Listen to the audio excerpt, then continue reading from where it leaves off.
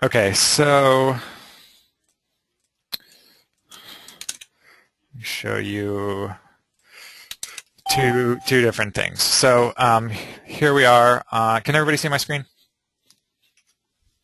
Yep. Okay. So yeah, here is the current blue materials library that everybody is linking to inside of their projects.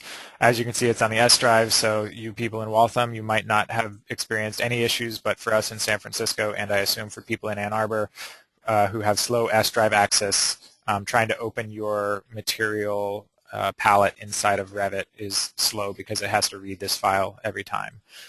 The other drawback to having it here and having everybody linked into it is if there are any projects that are open that link to this library, I can't move anything into that library. So what I've been doing, which I would prefer not to do, is I'm up at midnight when I know all of you on the East Coast are asleep or usually are asleep.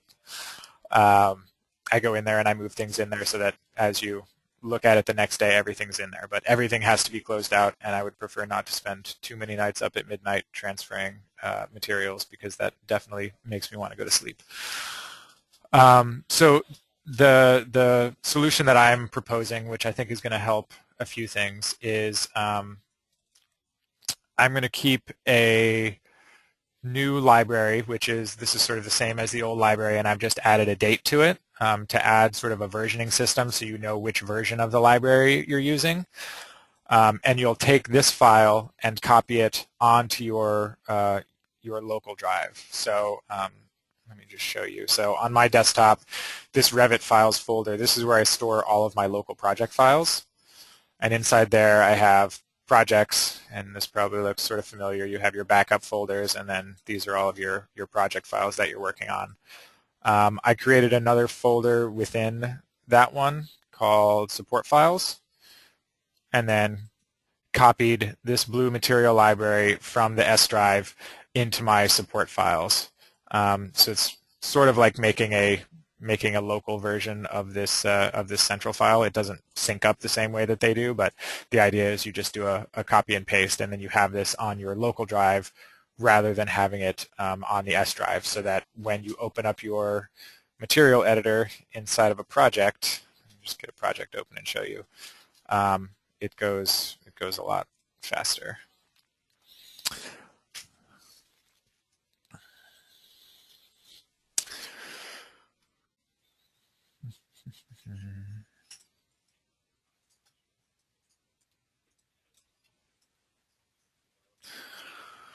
All right, while that's opening, the other thing that I have inside this support files folder on my local drive is I've created a new shared material library, and this is what we're going to use to transfer materials that you modify inside of your projects back into this main library.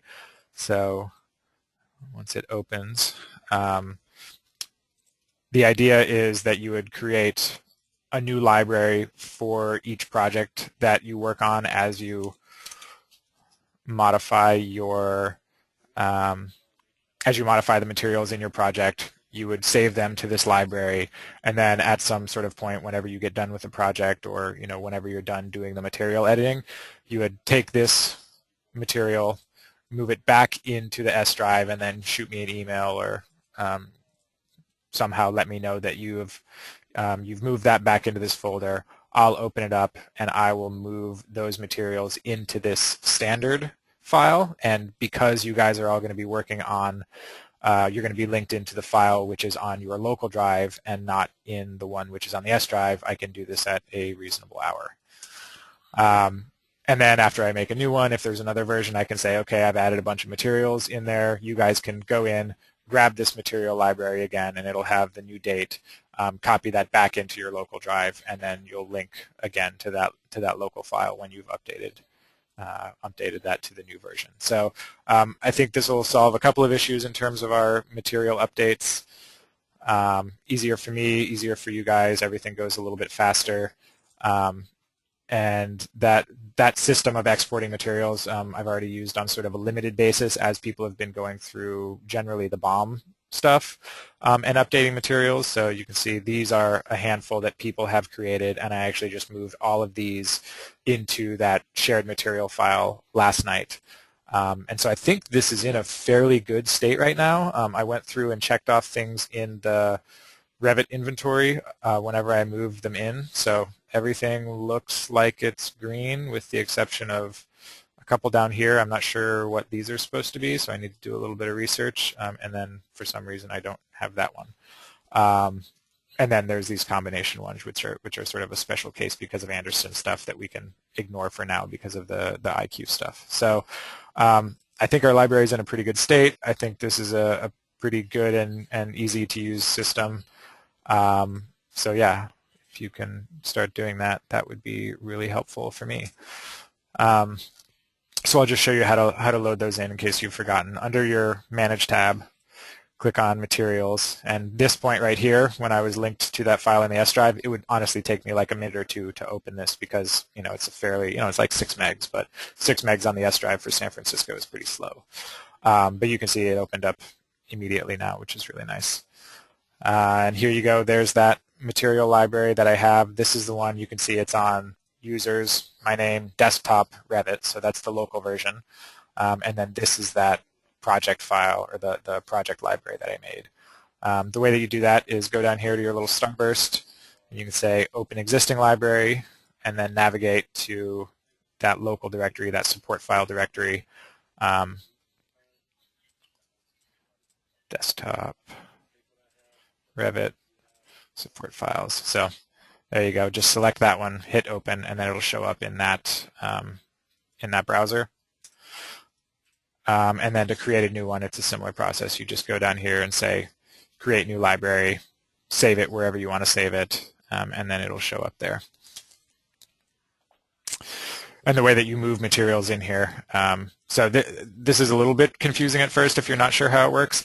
Anything below this line, all of this stuff down here, these are the materials that are in each of these individual material libraries. Everything above that line, these are materials that are loaded into your project.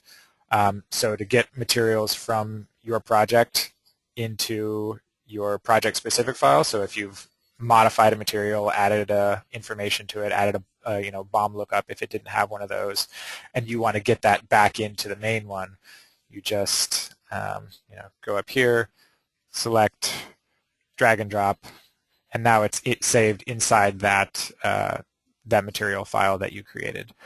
Alternately, if you want to load one from blue materials into your project, just select the blue material and then hit this little up arrow, and that loads it into your project. So that's the way of moving them back and forth, creating new material libraries and loading the existing one.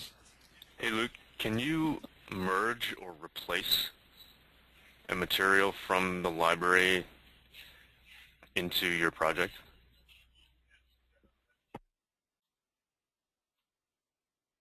Yes, sorry, I was on mute so that we didn't get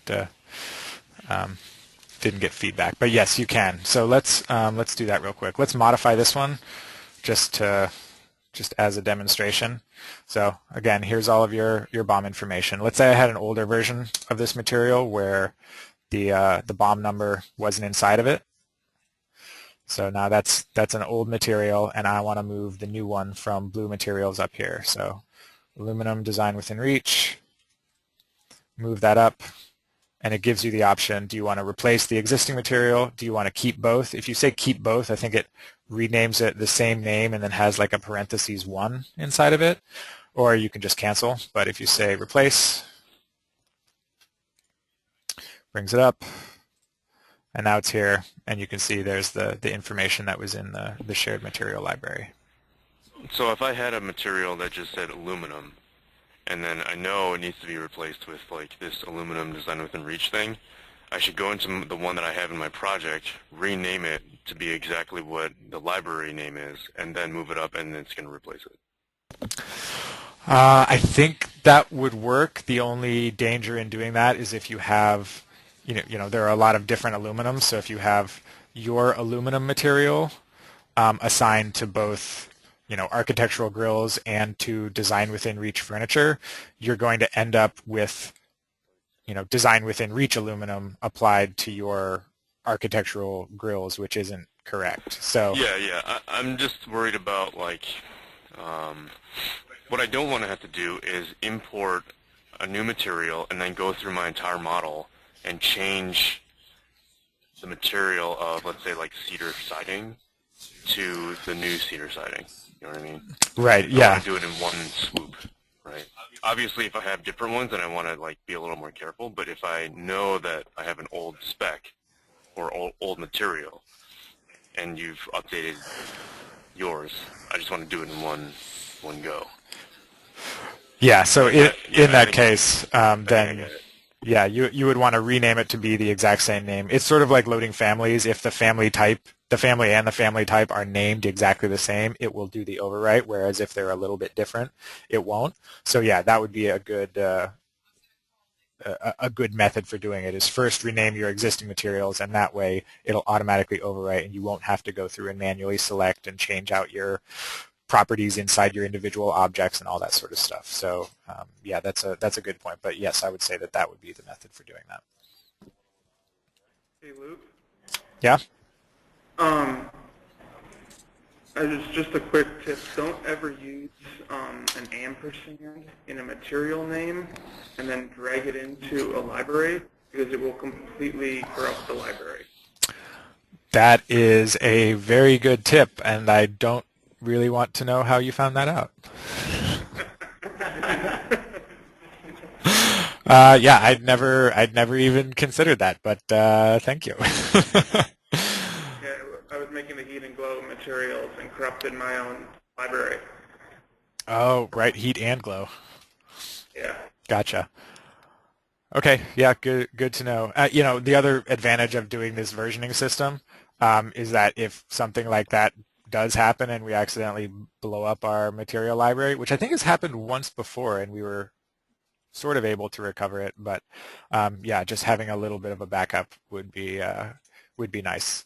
So yeah, any other questions about that? Does that sound like a fairly good and easy system for you guys to use? Sounds good. All right, sweet. All right, what's next on the agenda? Yeah, maybe we'll talk about schedules in a bit. I don't really have anything to show. I just really I wanted to have a discussion with you guys about what you're using right now and how to replace them and what support you guys need in order to do that. But yeah, let's do Ryan. If you want to show your faceplate families first, then we'll just open it up to general questions and hopefully have a little bit of talk about scheduling. Okay, that sounds good. All right. Who do I need to transfer control to? There is It's called just AA. AA. All right.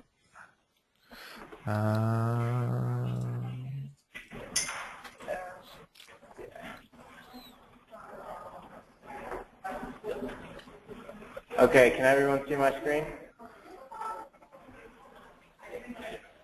Yep. Okay, so this is the new receptacle quad family that was on a Trello board. Basically, we've changed up all the receptacle families and the combo data ports families to be almost identical to the switch families, where we have the faceplate is the general family, and then the receptacles are nested within that family. So I'll go up here and show you guys sort of the parameters. Oh man, that's small. Bear with me, I'm using this weird mouse. So okay. So you can see, just like our switches, we have checkboxes for receptacle 2 and receptacle 1. As you change them, the annotation will change out there. So you see waterproof shows up. And similarly with the combo ports, I've created a combo port that allows a receptacle to be next to a switch or a data port next to a receptacle. So in this one, port 1 can either be a data port or a receptacle, and port 2 can either be a switch or a receptacle. So obviously you could have a receptacle next to a receptacle in this family, but it's better to use the more simple family for that one, the 2-gang receptacle. This one allows you to have the data port and then the switch, or the data port and then the receptacle. If nothing is checked on either side, then the standard receptacle is used. So you can see that's an automatic check there. Similarly, in the 2-gang receptacle family, if nothing is checked, it's the standard receptacle. So it doesn't show up here on the checklist, but if I uncheck both of them like this, it's the standard receptacle. You see the annotation there. So for the annotations, the way they work, they're all linked to parameters within the family. For the text, the annotations, line 2 should be used for mounting height or dishwasher, things like that. Line 3 is also available, and the circuit, which is this question mark on the side here, that's also linked to the family. So in a second, I'll show you how, like, a reloading process into a project that has the old receptacle family, and how to best go about switching them all out and getting them coordinated with the types that you need. But you can see here that switch 1 circuit is instance parameter as well as switch 2 circuit. More than likely, they'll both be on the same circuit, so you really only have to fill in one. But yeah. So let me go here, since the most common. Oh, before I do that, we also have a separate family for the floor and ceiling box receptacles now, which we also have a 2-gang one for. Just for ease of the meeting, I won't show that, but it's similar. It's the same process, really. They have different symbolic lines for the protected cover, and the annotation, it has that box around it. Now, these families, I spoke with Laura, and these come all as, like, the whole system, the receptacle, the faceplate, everything together, whereas for BOM purposes in the other ones, we order the receptacle and the faceplate separately. So this isn't a nested family like the new ones. But these also give the option. The model geometry is on a separate category, which you can see here. So that allows you to hide the model geometry in your visibility and graphics overrides in your project, so that only the annotation shows up because when you see it in plan. Otherwise, it looks funny. So here I'll go to the new 1-gang faceplate receptacle family, set up just like a 2-gang one, and I'm going to load it into Terumians, which went out for BOM procurement last week, so I'm not worried about messing anything up, and it still has the old receptacles. So now what I want to do is overwrite the shared subcomponent, which is the receptacle family that used to include the faceplate and its parameter values.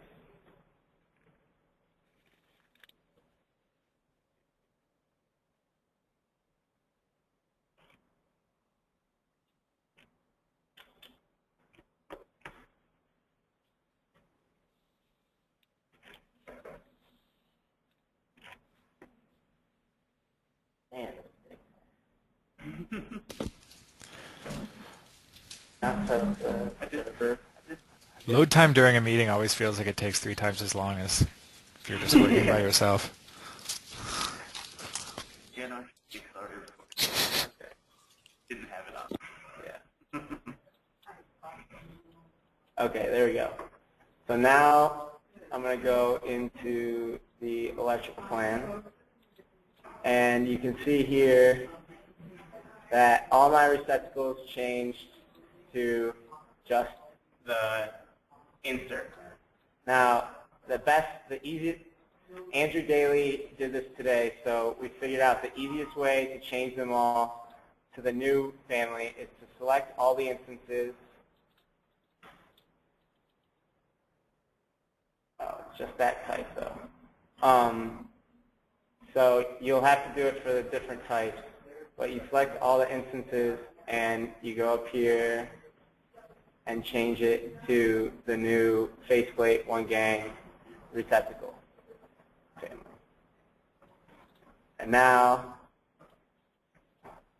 select this one and come down here and uncheck that, and it's back to the standard. And you can click on this and fill in your circuits. So this receptacle is circuit B10, so we'll fill that in. And then we can delete this old node. Now, you'll have to do that for all the different types of the receptacles in your project, but obviously you want to select all the instances before you change anything so that it does them all at once. So yeah, that's the new receptacle family.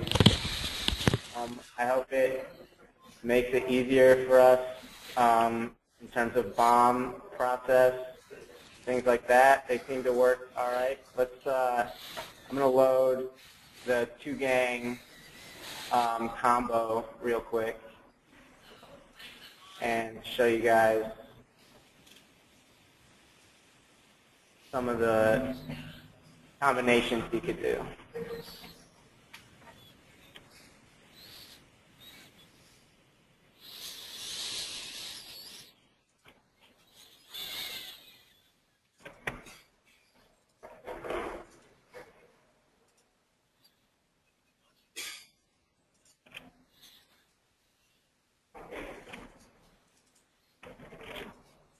Okay, so I know in Terumians we have a situation in the breeze space where there is a receptacle next to a data port. So I'm going to load in, or I'm going to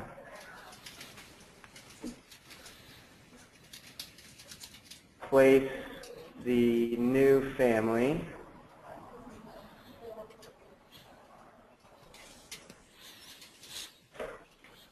I'll show you guys how this works.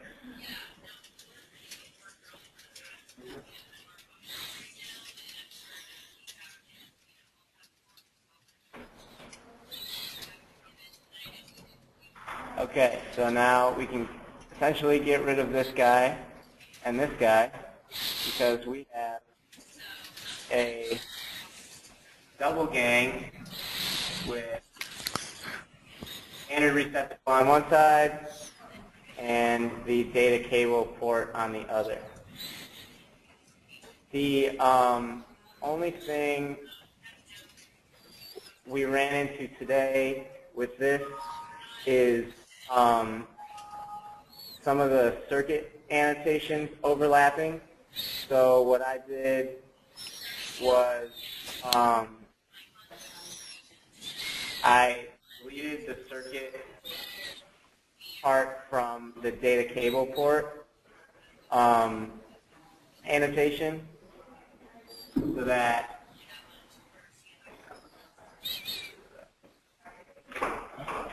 okay. So and all right. Now this is circuit A13. Oops. That shows up there. Standard receptacle. It also gives the option for annotation spacing, similar to the switches, and which is here. So if I make this 4 inches, they get closer, and the annotation offset, we'll move them over. Yeah, that's the gist of it. Port 1 shouldn't have. So if I do this, let's try this. If I fill in port 1 circuit,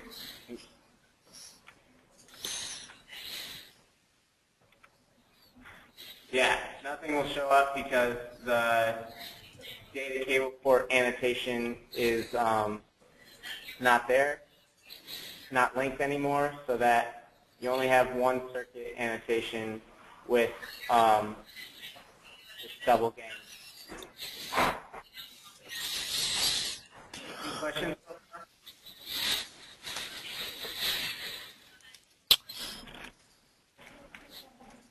I don't have any. That looked really that looks really great, Ryan. Okay, cool. And like I said, the line 1 is linked to the type of the, so like port 1 line 1 is DC right now. Port 2 line 1, if I change the port 2 to be,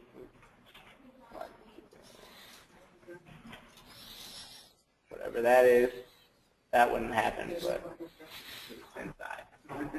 But nope, that's probably the recess. Oh, that's something else. Come on, where is it? All right, I can't read what these types are in this little tiny window, so it's going to be hard. Oh, that's why, because there's 2 links. There we go. So now you can see line 1 is dedicated to the type. Not sure why the DC is showing up there, but and then you can go into port 2 line 2 and add like a plus 30 or whatever if it's up. Oh man. Yeah. Thanks for the heads up. All right, that's all I have. Real quick, I'll just load in the floor ceiling box and show you how to hide the model geometry in case anyone forgot.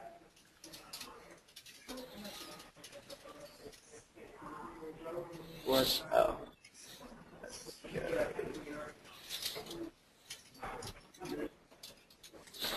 So here's that. You see the floor ceiling box with the annotation and everything. Go into view, visibility graphics. Don't ever save when you're in the middle of something. And then, where am I? Electrical fixtures, model geometry. Okay. Oh, the penetration is showing up, but you can hide that through the same process.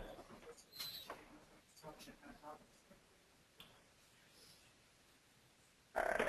Now it should just be the annotation. Yep. Hooray. Okay, that's all I have. Along those lines, I'm having trouble doing the opposite, like hiding annotations, having the geometry show up, which I think only really comes into play with the electrical panel, where we might want to be showing that on regular floor plans. Right. Yeah, I don't have a ready answer for that, but because I know you can't assign annotations to a subcategory, or at least I don't think you can. So for those families, we may just have to add a checkbox for, show annotations, and you can just turn that off in whatever those families are. Okay. So yeah, but if it's one or two families that we need to do that for, then that would be pretty easy. Yeah, could you check and see if you can assign that a subcategory? Yeah, I'm trying right now. Yeah. Doesn't look like it. Yeah, I didn't think you could. So yeah, we'll have to come up with we'll have to make an instance parameter, which is a yes/no parameter to control that visibility, because you can't assign it to a layer. And we can do that for everything, and it can just be by default on. But if there's only a handful of families that we need to update to get that functionality working, then we should do it that way. Yep. Sounds good. Could you add that to the Trello board and just make a list of which families we need to update? Yeah, sure. Okay, thanks. With the ability to hide the annotation, you mean? Yes. Okay, yeah. I'll make a checklist.